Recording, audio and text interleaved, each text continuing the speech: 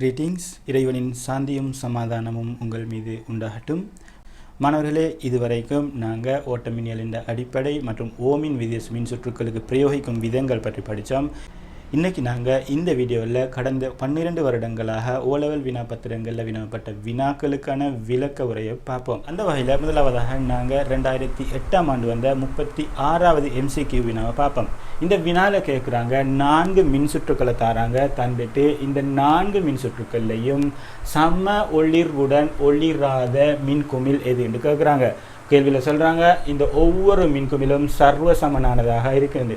அதாவது இங்கே மின்குமிழ்கள் ஒவ்வொன்றுடையும் தடை சர்வசமனானது என்று தான் அதன் அர்த்தம். ஸோ அந்த வகையில் இதில் இப்போ நாங்கள் பார்க்க வேண்டியது என்னென்னா, மின்குமிழ்ட ஒளிர் உண்டா கட்டாயம் ஞாபகம் வச்சுக்கொள்ளுங்க, அது எப்போதும் மின்னோட்டத்தின் பருமனை சார்ந்து இருக்கும். ஆகவே மின்னோட்டத்தின் பருமன் அதிகரிக்கும் போது மின்குமிழின் பிரகாசம் அதிகரிக்க போகுது.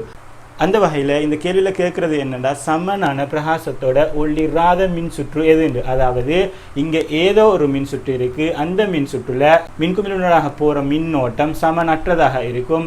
மற்ற எல்லா சுற்றுக்களையும் மின்குமிழினூடாக போகிற மின்னோட்டங்கள் சமனாக இருக்க போகுது. ஆகவே நாங்கள் கண்டுபிடிக்கணும், இந்த மின் சுற்றுக்களில் எந்த மின்குமிழினூடாக சமனற்ற மின்னோட்டம் போகுதுண்டு.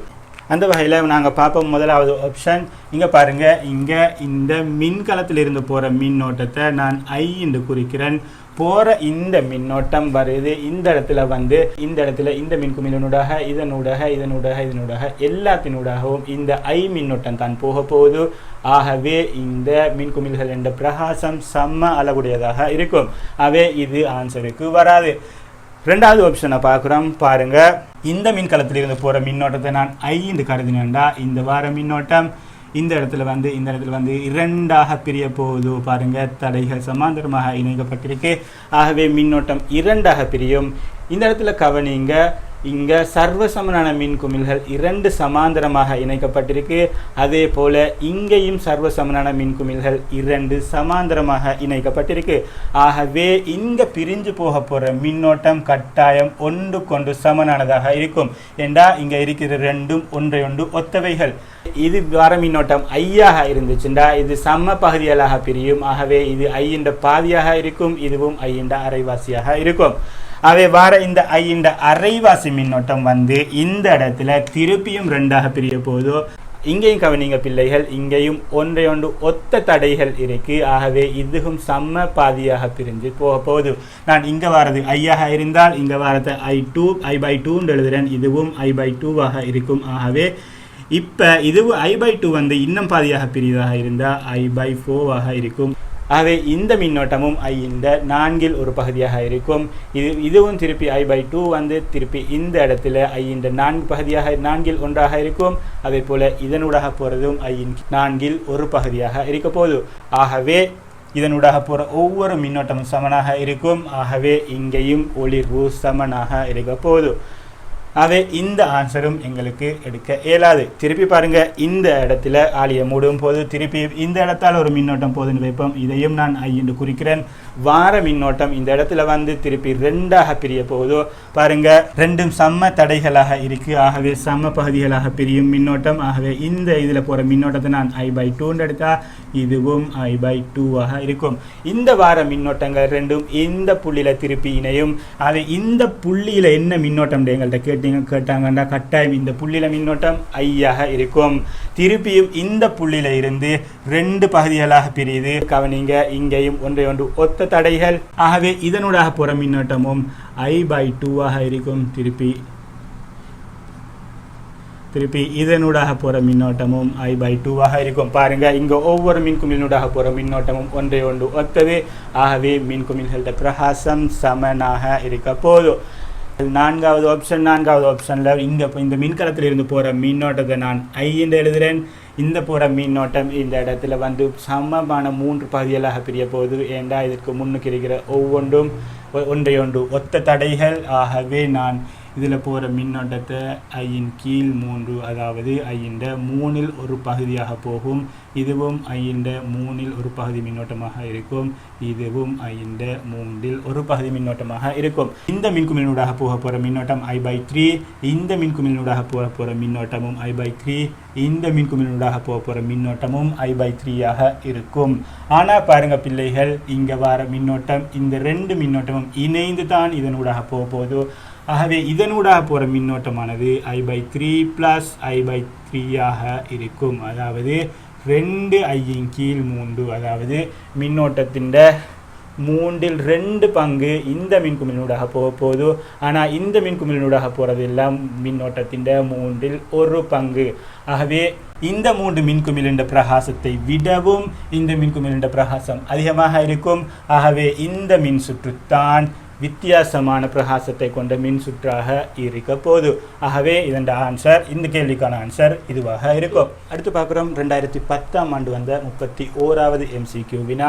அதில் கேட்குறாங்க 3 மின் சுற்றுகளை தராங்க. ABC என்ற 3 மின் சுற்றுக்கள் தந்துட்டு இதில் ஆக கூடிய சமவெளித்தடை உடைய மின் சுற்று எது, அதே போல் ஆக குறைந்த சமவெளித்தடை உடைய மின் சுற்று எது என்று எங்கள்கிட்ட கேட்குறாங்க.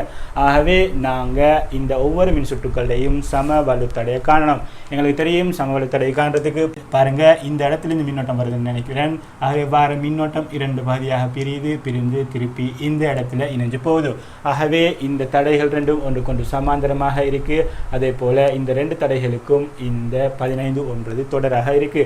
ஆகவே முதலாவது இந்த சமாந்தர தடைகள் 2டையும் விலையுள் தடை அல்லது சமவெளித்தடையை காண போறேன். இந்த 2 சமாந்தர தடைகளினதும் விலையுள் தடைய அல்லது சமவெளித்தடையை நான் RA என்று எடுத்தேன்டா, RA ஆனது 1/கீழ் 5 ஓம் சக 1/கீழ் 10 ஓம். இதை சுருக்கினோம்டா 10, 10 மேல் 2 சக 10 மேல் 1, 1/கீழ் R சமன் RA சமன் 3/கீழ் 10 இருக்கும்.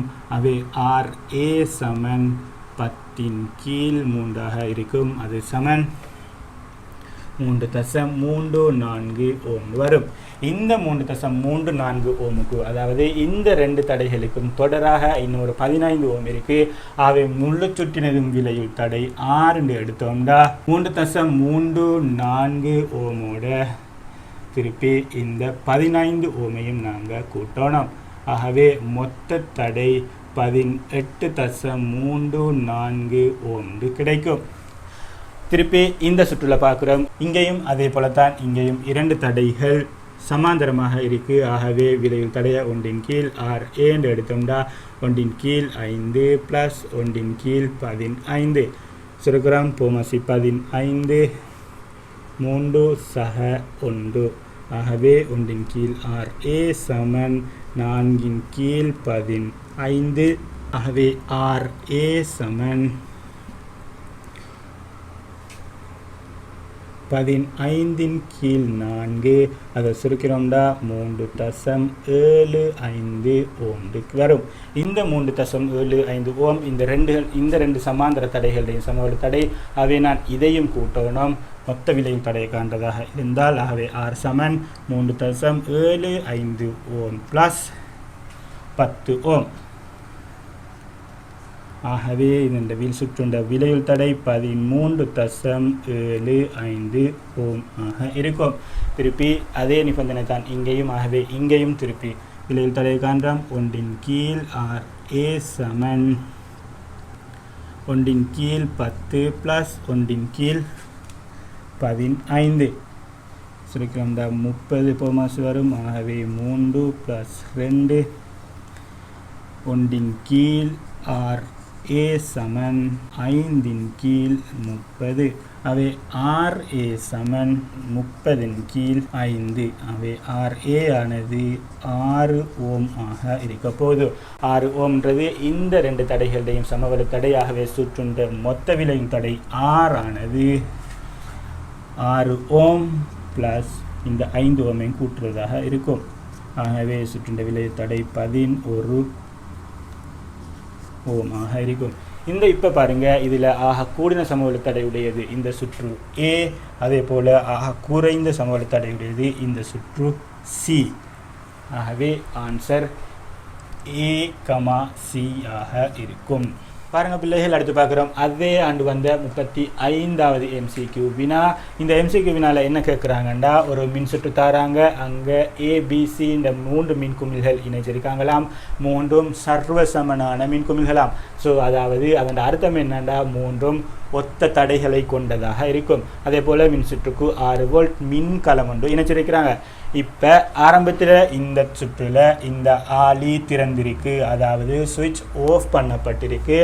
சிறிது நேரத்தின் பின்னர் இந்த சுவிட்சை மூடுறாங்களாம், அதாவது ஒன் பண்ணுறாங்களாம். ஆகவே சுவிட்சை ஒன் பண்ணும் போது, அதாவது ஆளியை மூடும் போது, இந்த மின்குமிழ்கள் மூன்றுடையும் ஒளிர்வில் ஏற்பட போகிற மாற்றங்களை பற்றி கேட்குறாங்க. படுத்தி பாருங்க, மின்குமிழோட ஒளிர்வு இந்த மின்குமிழ்னூடாக போக போகிற மின்னோட்டத்தின் பருமனில் தங்கி இருக்கு. ஆகவே நாங்கள் இந்த மின் சுற்றின் இந்த இடத்துல உள்ள ஆளியை மூடின பிறகு உள்ள மின்னோட்டத்தை நாங்கள் கருதுவோம். பாருங்க, இந்த மின்கலத்தினூடாக வெளியிடப்பட்ட மின்னோட்டத்தை நான் I என்று எழுதுகிறேன். இந்த I மின்னோட்டமானது இந்த மாதிரி வந்து இந்த இடத்துலையும் இந்த மின்குமிழூடாகவும் ஐயாகவே போக போகுது. ஆகவே இந்த மின்குமிழூடாக போகிற மின்னோட்டம் ஐயாக இருக்கும். திருப்பி இந்த இடத்துலையும் ஐயாக வந்து இந்த இடத்துல 2 பகுதியாக பிரிய போகுது. பாருங்க, இதுக்கு முன்னுக்கு இருக்கிறது 2 ஒன்றை ஒன்று ஒத்த தடைகள். ஆகவே போக போகிற மின்னோட்டம் அரைவாசியாக பிரியும். அவை இதில் ஐந்த அரைவாசி மின்னோட்டம் போகும், இங்கேயும் ஐந்த அரைவாசி மின்னோட்டம் போகும், I/2. அவை இந்த மின்குமிழ் இப்போ எங்களுக்கு தெரியும் சுற்றுல ஏண்ட மின்குமிழ் அதிக பிரகாசத்தோடையும் பிசின்ற மின்குமிழ் இந்த மின்குமிழிலும் பார்க்க குறைந்த பிரகாசத்தோடு இருப்போது. அதே நேரம் இந்த ரெண்டுடையும் பிரகாசம் சமனாக இருக்கும். இப்போ இதில் சொல்கிற ஒவ்வொரு கூற்றுக்களையும் கருதுவேன். பாருங்க, முதலாவது கூற்று சொல்கிறாங்க, AB ஆகிய இரு மின்குமிழ்களினதும் ஒளிர்வு குறைவாகும். இல்லை, A இந்த மின் ஒளிர்வு அதிகமாக இருக்கும், B இந்த மின் ஒளிர்வு குறைவாக இருக்கும். ரெண்டாவது கூற்று சொல்கிறாங்க, மின்குமிழ் ஏயின் ஒளிர்வு அதிகரிக்கும், அதே வேளை மின்குமிழ் பியின் ஒளிர்வு குறைகின்றது. எஸ், மின்குமிழ் ஏ என்ற ஒளிர்வு அதிகரிக்கும், அதே நேரம் பி என்ற ஒளிர்வு குறையும். ஆகவே இந்த ரெண்டாவது கூற்று தான் ஆன்சராக வரும். மேலதிக விளக்கத்திற்காக நாங்கள் அதுக்கு கீழே உள்ள கூற்றுக்களையும் பார்ப்போம். மின்குமிழ் ஏயின் ஒளிர்வு குறையும், அதே வேளை மின்குமிழ் பியின் ஒளிர்வு அதிகரிக்கின்றது இல்லை, மின்குமிழ் ஏ என்ற ஒளிர்வு குறையுது இல்லை. அடுத்து பார்க்குறோம் நான்காவது கூற்று என்ன சொல்கிறாங்கன்னா, மின்குமிழ் ஏயின் ஒளிர்வு அதிகரிக்கும். எஸ், மின்குமிழ் ஏ என்ற ஒளிர்வு அதிகமாக இருக்குது. மின்குமிழ் பியின் ஒளிர்வு மாறாமல் இருக்கின்றது, மாறாமல் இல்லை. இங்கே இடத்துல சுவிட்சை ஒன் பண்ணினதும் வர மின்னோட்டம் I/2 மாறும். ஆகவே மின்குமிழோட ஒளிர்வு குறையும், மாறுது. ஆகவே இந்த கூற்றும் போய் இதுக்கான சரியான விட ரெண்டாவது விடையாக இருக்கும். அடுத்து பார்க்குறோம் 2011ஆம் ஆண்டு 31வது MCQ வினா. 4 மின்சுற்றுகளை தாராங்க. 4 மின்சுற்றுகள்லையும் வெவ்வேறு இடங்களில் அம்பியர்மானி இணைக்கப்பட்டிருக்கு. இந்த அம்பியர்மானியில் எந்த அம்பியர்மானி அதிகூடிய வாசிப்பை காட்டும் கேட்குறாங்க. அதாவது எந்த அம்பியர்மானி எந்த சுற்றுல அதிக அளவான மின்னோட்டம் ஓடுதுன்னு கேட்குறாங்க. ஆகவே நாங்கள் இந்த ஒவ்வொரு மின் சுற்றுக்கும் விளைவு தடை கண்டு இந்த அம்பியர்மானிட ஊடாக போகிற மின்னோட்டத்தை கணிக்க வேணும். ஆகவே ஓமின் விதிப்படி V = IR எடுக்கிறேன்.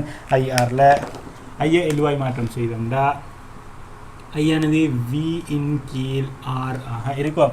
முழு சுற்றுக்கும் நான் பயன்படுத்துகிறேன். ஆகவே V ஆனது 2 வோல்ட்டாக இருக்கும். முழு சுற்றினையும் சமவெளி தடை ஒன்று கொண்டு தொடராக இருக்குது. ஆகவே நேரடியாக கூட்டுறேன் 30 ஓம்.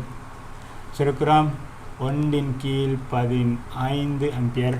அதை சுருக்கணும்டா 0.06 அம்பியர் வரும். இந்த மின்னோட்டம் தான் இதனூடாக போக போகுது. ஆகவே இதன் வாசிப்பு 0.06 அம்பியராக இருக்கும். ரெண்டாவது ஆப்ஷனை பாருங்க. வர மின்னோட்டத்தை நான் இங்கேயும் I எழுதுகிறேன். 5 எடுத்தோம்னா சுற்று முழு சுற்றுக்கும் V ஆனது 2 வோல்ட். முழு சுற்றினதும் சமவெளித்தடை 30 ஓம்.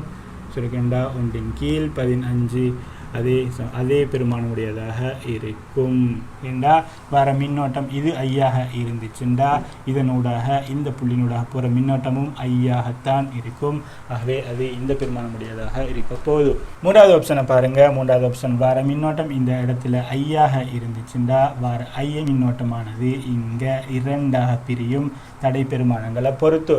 ஆகவே நாங்கள் சுற்றுக்கு விலையுள் தடை கண்டு முழு சுற்றினூடாக போகிற மின்னோட்டத்தை காணணும். சுற்றுண்ட விலையுள் தடையை நான் இந்த இடத்துல ஒன்றின் கீழ் சமாந்தரமாக இருக்கு. ஆகவே ஒன்றின் கீழ் r சமன் ஒன்றின் கீழ் 10 + ஒன்றின் கீழ் 20 போமாசி 20 இருக்கும். ஆகவே 20 மேல் 2 + 20 மேல் 1 ஒன்றின் கீழ் r சமன் 3 கீழ் 20 இருக்கும். ஆகவே r சமன் 20 கீழ் 3 அது சமன் 6.6 விலையில் தடை 20 கீழ் 3 இப்படியே வைப்போம். எங்களுக்கு சுருக்கிறதுக்கு இலகுவாக இருக்கும். இப்போ நாங்கள் முழு சுற்றுக்கும் v சமன் IR பயன்படுத்தினா எங்களுக்கு இந்த ஆம்பியர் மானியூடாக போகிற மின்னோட்டத்தை கணிக்கலாம். ஆகவே v Saman IR will I ஆனது ஐயை தான் கணிக்கணும். ஆகவே I சமன் v இன் கீழ் r. v ஆனது 2 வோல்ட், r ஆனது 20 கீழ் 3. இதை எனக்கு 2 தர 3 இன் கீழ் 20 என்று எழுதலாம். அவே r இன் கீழ் 20 அது சமன் 0.3 ஆம்பியர் ஆக இருக்கும். அதே இதுக்கு வந்த மின்னோட்டம் இங்கே வாசிக்கப்படுற மின்னோட்டம் 0.06, இங்கேயும் 0.06, இங்கே 0.3 ஆம்பியர்.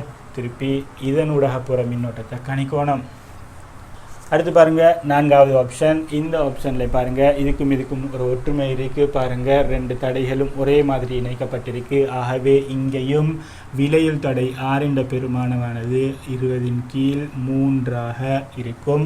அதே போல் இந்த சுற்றினூடாக பாயிற முழு மின்னோட்டம் I ஆனது நாங்கள் நேரத்தோட கணிச்ச இந்த சுற்றுக்கான மின்னோட்டத்தின் பெருமானமாகவே இருக்க போது. அதை நான் அதையும் நேரடியாகவே எழுதுகிறேன், 0.3 ஆம்பியர். ஆகவே இப்போ நாங்கள் பார்க்கணும் இந்த புள்ளிக்கிடையிலான ஓட்டத்தை பார்க்கணும். இந்த கவனிங்க பிள்ளைகள், இந்த சுற்றில் 2 வோல்ட் மின்கலம் ஒன்று இணைச்சிருக்காங்க. இந்த 2 வோல்ட் மின்கலத்திலிருந்து வர மின் அழுத்த விசை இதுக்கு சமாந்தரமாக இருக்குது. அதே போல் இதற்கும் சமாந்தரமாக இருக்குது. ஆகவே இந்த 10 ஓமுக்கு குறுக்கே இருக்க போகிற அழுத்த வேறுபாடு 2 வோல்ட்டாக இருக்கும்.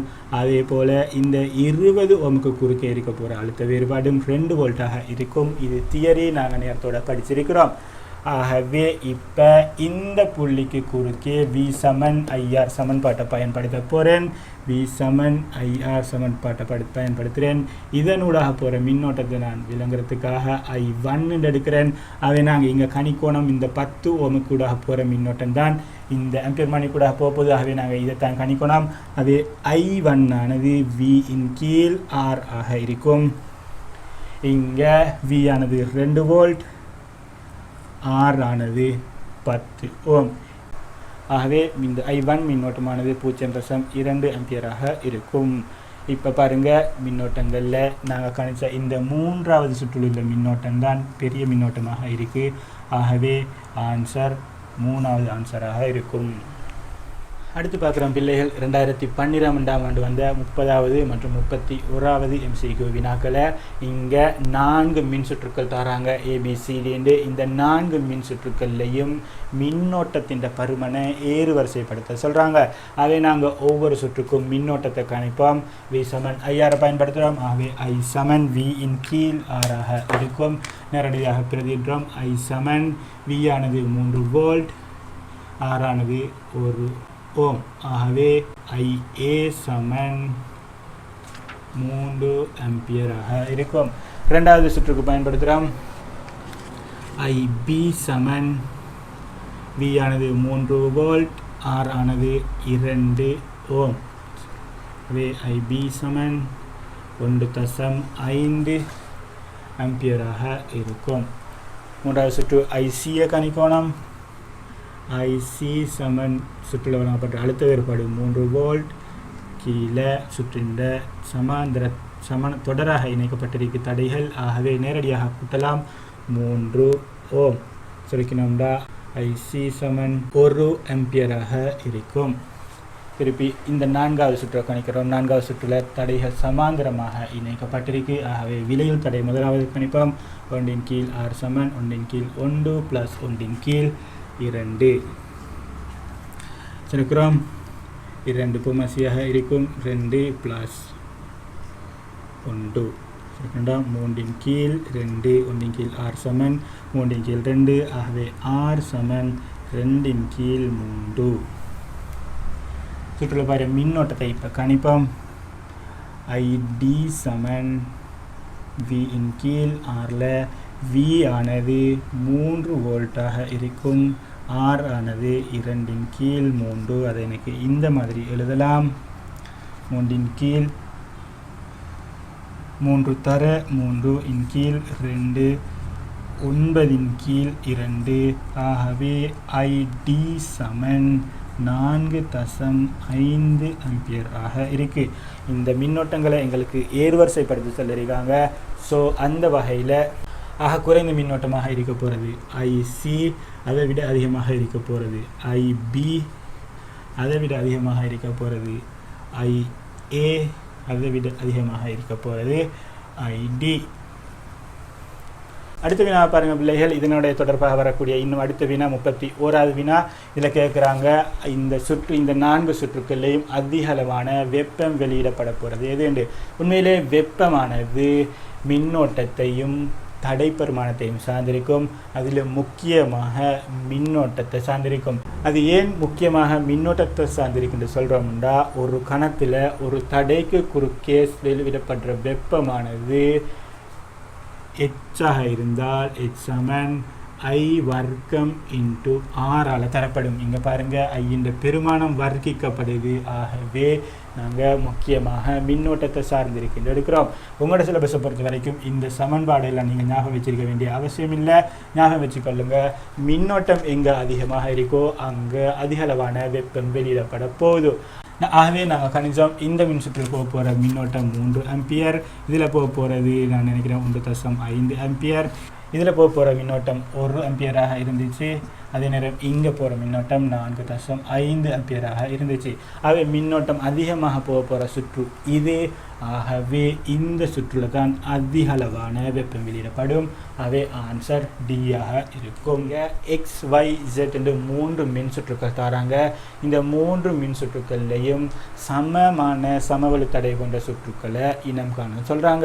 ஆகவே நாங்கள் இந்த மின் சுற்றுக்கள் இந்த சமவெளி தடையை கணிக்கணும். அவை X சமவெளி தடையை கணிக்கிறதாக இருந்தால் இங்கே 4 ஓம் 4 ஓம் இருக்குது. ஞாபகம் வச்சுக்கொள்ளுங்க பிள்ளைகள், MCQக்கு ஒரு டிப்ஸ் சொல்கிறேன், கவனிங்க. சமாந்திர தடைகளாக இருந்தால் கொள்ளுங்க, சமாந்திர தடைகளாக இருந்து அந்த தடைகளோட பெருமானமும் சமனாக இருந்துச்சுன்னா எங்களுக்கு இதை இந்த மாதிரி செய்யலாம். பாருங்க, இப்போ இங்கே 4 ஓம் 4 ஓம் இருக்குது. எனக்கு இதில் சமவெளி தடையை 4 கீழ் 2 அதாவது 2 ஓம் குறிக்கலாம். அதை எப்படி எடுக்கிறோம்னு சொன்னால், இங்கே சமனான பெருமானங்களாக இருந்தால் சமாந்திர தடைகள், அதே போல் சமனான பெருமானங்களாக இருந்தால் எங்களுக்கு இந்த தடை பெருமானத்தை எத்தனை சமாந்திர தடைகள் இருக்குன்னு பார்த்து அதால் பிரிச்சுட்டோம்னா சரி. பாருங்கள், இங்கே 4 ஓமுடைய 2 சமாந்திர தடைகள் இருக்குது. ஆகவே 4 2ஆல் பிரிக்கிறேன். உதாரணத்துக்கு இன்னும் ஒரு மின் சுற்று வரைஞ்சி காட்டுறேன் உங்களுக்கு. இப்போ பாருங்கள், இது ஒவ்வொன்றிலையும் உதாரணத்துக்கு வைக்கிறேன். 12 ஓம் 12 ஓம் 12 ஓம் 12 ஓம் இருக்கின்ற. இப்போ இதில் சமாந்திர தடை காண்றதாக இருந்தால் எங்களுக்கு 12ல் 4 இருக்குது. ஆகவே 12 டிரெக்டாக 4ஆல் பிரிச்சோம்னா 3 ஓம். இதுதான் இந்த சுற்றோட சமவெளி தடையாக இருக்கும். அல்லது என்னை இன்னும் ஒரு உதாரணம் உங்களுக்கு சொல்லி காட்டுறேன். 3களை கொண்டு இது 9 ஓம், இதுவும் 9 ஓம், இதுவும் 9 ஓமாக இருந்தால் சமாந்திர தடைகள் 3 இருக்குது. ஆகவே 9 நாங்கள் 3ஆல் பிரித்தோம்னா 3 ஓம். இதுதான் இதன் விலையில் தடையாக இருக்கும். ஞாபகம் வச்சுங்க பிள்ளைகள், இது MCQக்களுக்கு மட்டும் பொருந்தும். அவசரமாக விடை எடுக்கிறதுக்காக வேண்டி ஸ்ட்ரக்சர் எஸ்ஐயை பொறுத்த வரைக்கும் கட்டாயம் 1 கீழ் R1 R2 போட்டு பிரதியிட்டு சுருக்கி விடை எடுத்து காட்டணும். ஆகவே நான் ஆகவே இந்த புள்ளியில் விலையில் தடையை நான் RA எடுத்தோம்டா, இந்த 2 சமாந்திர தடைகளுடைய விலையில் தடை RAன்னு எடுத்தோம்டா RA ஆனது 2 ஓமாக இருக்குது. அந்த ஆகவே சுற்றின்ற விலையில் தடை சமவெளி தடை R ஆனது 2 + 2 4 ஓம் ஆக இருக்கும். திருப்பி வையின்ற சமவெளி தடையை காண்றோம். இங்கே எங்களுக்கு நான் நேரத்தோட சொன்ன மாதிரி பிரிக்க இயலாது, ஏண்டா ஒவ்வொன்றும் வெவ்வேறு பெருமானமுடையதாக இருக்குது. ஆகவே நாங்கள் சமன்பாட்டில் போட்டு பிரதிட்டு கணிக்க வேண்டி வரும். 1 கீழ் 4 + 1 கீழ் 2 4 இருக்கும். 1 சக 2 1 கீழ் r சமன், இதை நான் RA என்று எடுக்கிறேன். 1 கீழ் RA சமன் 3 கீழ் 4, இதிலிருந்து RA சமன் 4 கீழ் 3 சுருக்கிறோம். 1.334 என்று வரும். அவை சுற்றின் மொத்த விலையுள் தடை R ஆனது 2 + 1.334 சமன் 3.334 ஆக இருக்கும். இந்த சுற்றை பொறுத்த வரைக்கும் இங்கே 2 சமாந்தர தடைகள், இரண்டும் ஒன்று ஒத்தது. ஆகவே எங்களுக்கு நேரடியாக சமவெளி தடையை சொல்லலாம். இதன் RA ஆனது இந்த 2 தடைகளுடையும் சமாந்தர தடை RA ஆனது 1 ஓம் ஆக இருக்கும். இங்கே சுற்றின் மொத்த விலையுள் தடை காண்றதுக்கு இந்த 3 ஓமையும் கூட்டணும். ஆகவே சுற்றின் மொத்த விலையுள் தடை R ஆனது 1 ஓம் + 3 ஓம் சுருக்கினோம்டா 4 ஓம் ஆக இருக்கும். ஆகவே எக்ஸும் ஜெட்டும் சேர்ந்து ஒத்த சமவெளி தடையுடைய சுற்றுக்களாக இருக்கும். அடுத்து பார்க்குறோம் பிள்ளைகள், 2014ஆம் ஆண்டு வந்த 33வது MCQ வினா. இங்கே ஒரு மின் சுற்று தராங்க, தந்துட்டு சொல்கிறாங்க இந்த 9 ஓமினூடாக போகிற மின்னோட்டம் என்னென்னு கேட்குறாங்க. எங்களுக்கு தெரியும் மின் கலத்தினோடாக வர மின்னோட்டம் இங்கே I ஆக இருந்துச்சுன்னா இந்த I மின்னோட்டமானது 3 பகுதிகளாக பிரிஞ்சு போக போகுது. இங்கேயும் ஒரு தடை இருக்குது. ஆகவே நாங்கள் சுற்றுல மின்னோட்டத்தை கணிக்கணும். சுற்றுல மின்னோட்டத்தை கணிக்கிறதுக்கு எங்களுக்கு சுற்றுண்ட சமவெளி தடை தெரியணும். நான் ஆரம்பத்தில் சொன்னேன் பாருங்கள், 3 தடைகள் சமாந்தரமாக இருக்குது. ஆகவே எங்களுக்கு இதில் விலையுள் தடையை டிரெக்டாக காணலாம். 9 ஓம் தடைகள் 3 சமாந்தரமாக இருக்குது. ஆக விலையுள் தடையை காண்றதுக்கு நான் 9 3ஆல் பிரிக்கிறேன். இந்த இடத்துல விலையுள் தடை RA என்று எடுக்கிறேன். RA ஆனது 3 ஓம் ஆக இருக்கும். சுற்றின மொத்த விலையுள் தடையை காண்றதாக இருந்தால் இதையும் கூட்டணும்.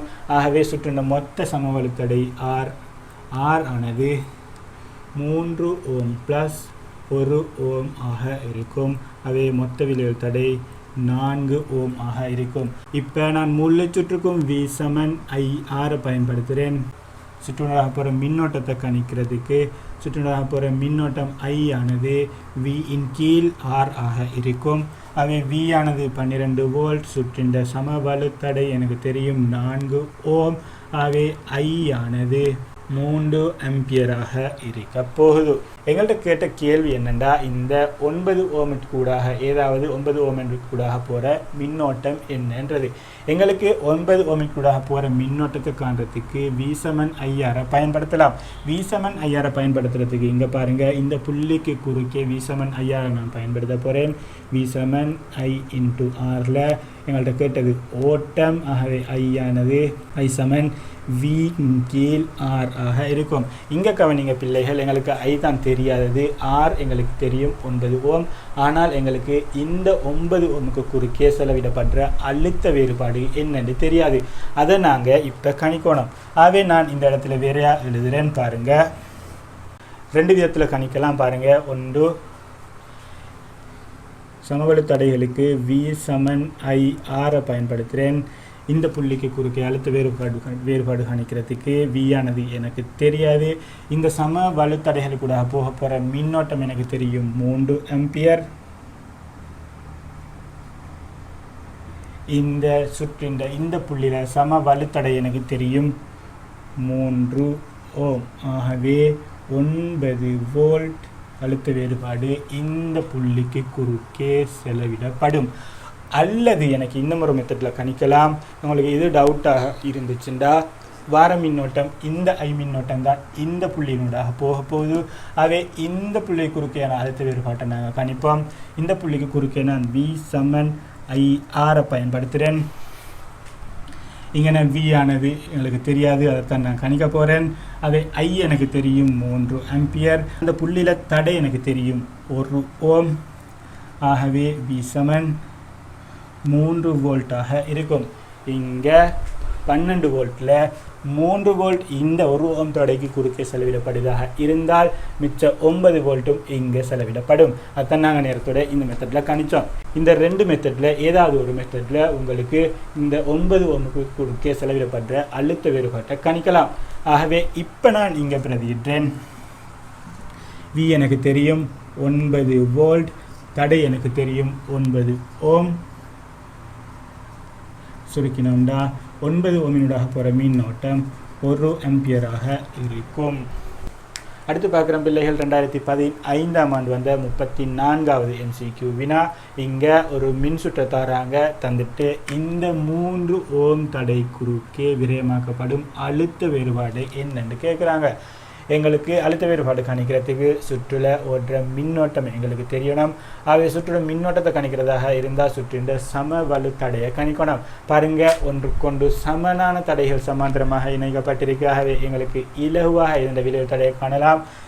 6 ஓம் தடை, 2 சமாந்தர தடைகள் இருக்குது. ஆகவே நேரடியாக 2ஆல் பிரிக்கிறேன். ஆகவே இந்த புள்ளியில் சமாந்தர தடை 3 ஓம் ஆக இருக்கும். ஆகவே சுற்றின்ற விலையில் தடை இதுக்கு விலையில் தடையை நான் RA எடுத்தேன்னா சுற்றின்ற மொத்த விலையில் தடை R ஆனது இந்த 3 ஓம் இந்த 3 ஓம் கூட்டுத்தொகையாக இருக்க போகுது.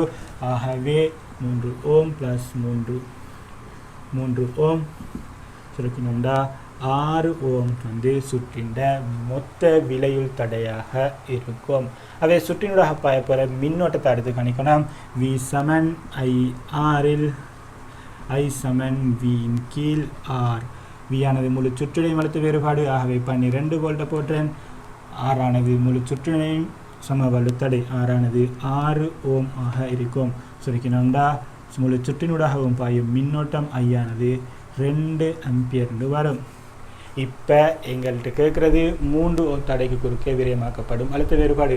ஆகவே 3 ஓம் தடைக்கு குறுக்கே மாத்திரம் V = IR பயன்படுத்துகிறேன்.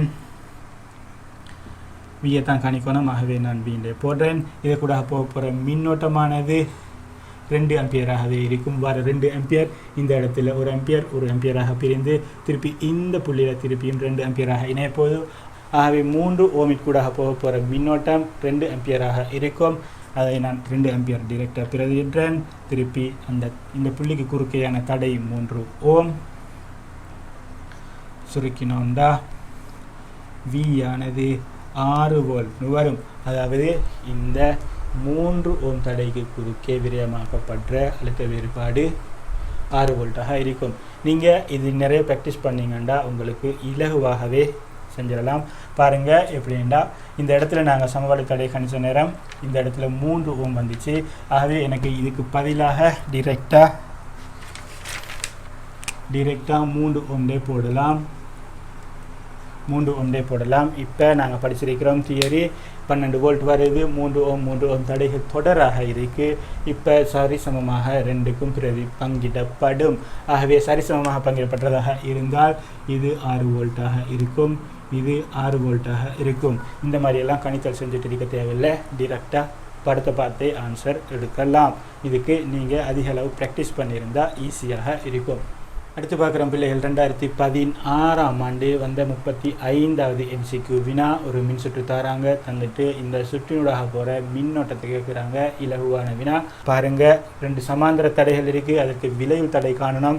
அடுத்து பாருங்கள், சமாந்தர தடைகள் ஒவ்வொன்றும் ஒன்றுக்கொண்டு சமனாக இருக்குது. ஆகவே எங்களுக்கு நேரடியாக இந்த சமவெளி தடையை கணிக்கிறேன். பாருங்கள், 18 ஓம் தடைகள் 2 இருக்குது சமாந்தரமாக. ஆகவே 2ஆல் பிரிக்கிறேன். சுற்றின் சமவெளி தடை R ஆனது 9 ஓம் ஆக இருக்கும்.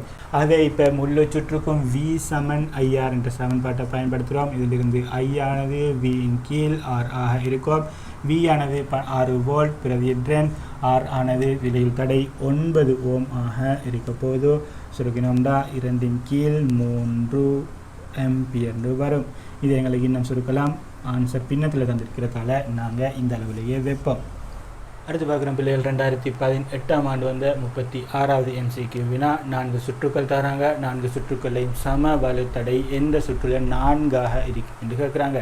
பாருங்கள், முதலாவது ஆப்ஷன் A எடுக்கிறேன். ஏல வர மின்னோட்டம் I ஆனது 2 பகுதிகளாக பிரிய போகுது. இதை நான் I1 என்று போடுறேன், இதை நான் I2 என்று போடுறேன். வர மின்னோட்டம் இந்த தடைகளுக்கு கூட போக போகுது. பாருங்க, I1 மின்னோட்டமானது 1 ஓமிற்கு கூடவும் போகும், 5 ஓமிற்கு கூடவும் போக போகுது. ஆகவே இந்த 1 ஓம் மற்றும் 5 ஓம் தடைகள் ஒன்று கொண்டு தொடர். ஆகவே எனக்கு இதை 6 ஓம் சொல்லலாம். நான் இதை அழிச்சிட்டு இப்போ இதை 6 ஓமாகவே போடுறேன் உங்களுக்கு இலகுக்காக. இது இப்போ 6 ஓம் ஆக இருக்கும். அவை சுற்றுண்ட விலையில் தடையை இப்போ நாங்கள் காணணும். பாருங்கள், போட்டேன். 1 கீழ் 6 சமன், தடைகள் சமாந்தரமாக இருக்குது. ஆகவே 1 கீழ் 6 ஓம் சக 1 கீழ் 12 ஓம். போமாசி 12ஆக இருக்கும். சுருக்கினோம்டா 2 சக 1 அது சமன் 1 கீழ் 6 சமன் 3 கீழ் 12. ஆகவே 6 சமன் 12 கீழ் 3 ஆக இருக்கும். சுருக்கினோம்டா 4 ஓம் ஆக இருக்கும். எங்கள்கிட்ட கேட்டது 4 ஓம் சமவலுத்தடையுடைய சுற்றியது என்று. ஆகவே இந்த முதலாவது ஆப்ஷனை எங்களுக்கு விட கிடைச்சாச்சு. ஆகவே ஆன்சர் முதலாவதாக இருக்கும். உங்களோட மேலதிக அறிவுக்காக இந்த ஒவ்வொரு சுற்றினதும் சமவலுத்தடையை கணிச்சு பாருங்கள். அப்படி கணிச்சிங்கன்னா இந்த சுற்றின சமவலுத்தடை R ஆனது 60 மேல் 77 ஓம் கிடைக்கும். அதே போல் இந்த சுற்றின் சமவலுத்தடை R ஆனது R சமன் 18 மேல் 65 ஆக இருக்கும்.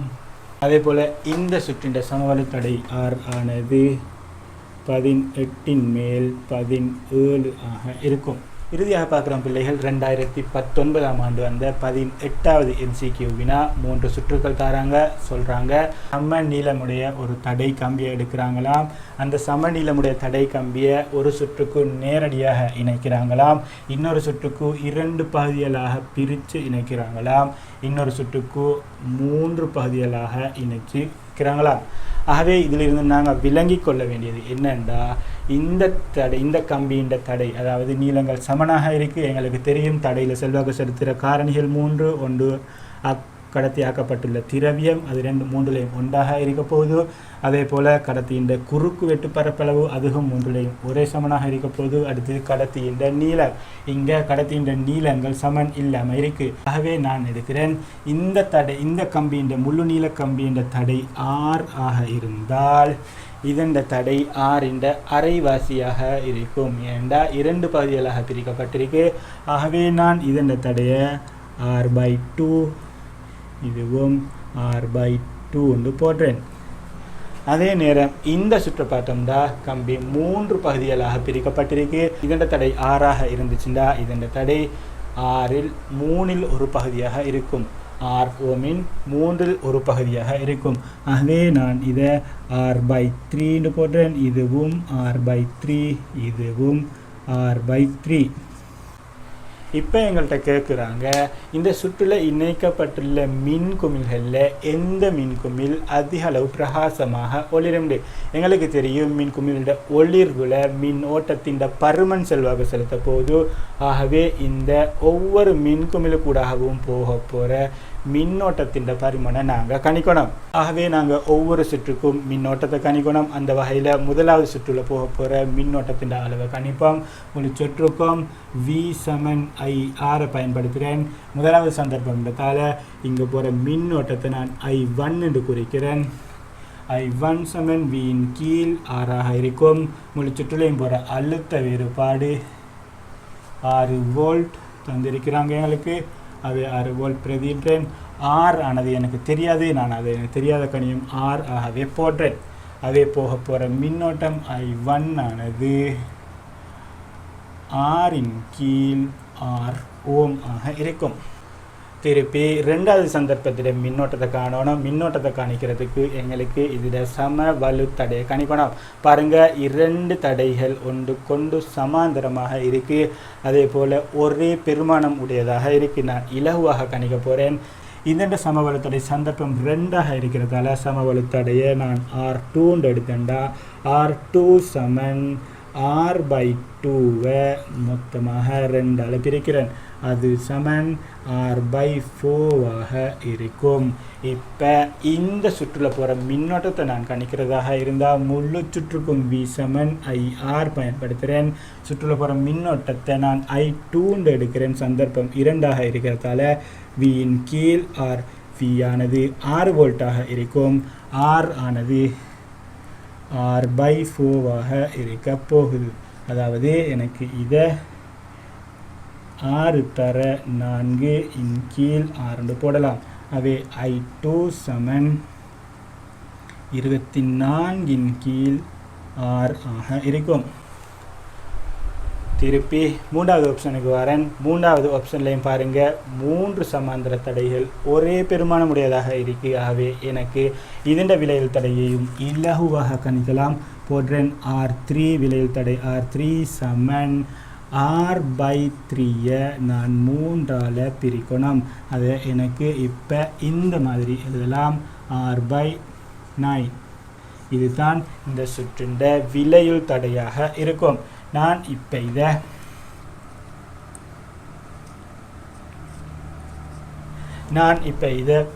இதுதான் சுற்றின் விலையுள் தடையாக இருக்க போகுது. அவே இப்போ இந்த முழு சுற்றுக்கும் V சமன் IR என்ற சமன்பாட்டை பயன்படுத்தி இதிலிருந்து மின்குமிழூடாக போக போகிற மின் ஓட்டத்தை கணிக்க போகிறேன். இதில் போகிற மின் ஓட்டத்தை I3 எடுத்தோம் சொன்னால் Vயின் கீழ் Rல் பிரதியிட்டேன்.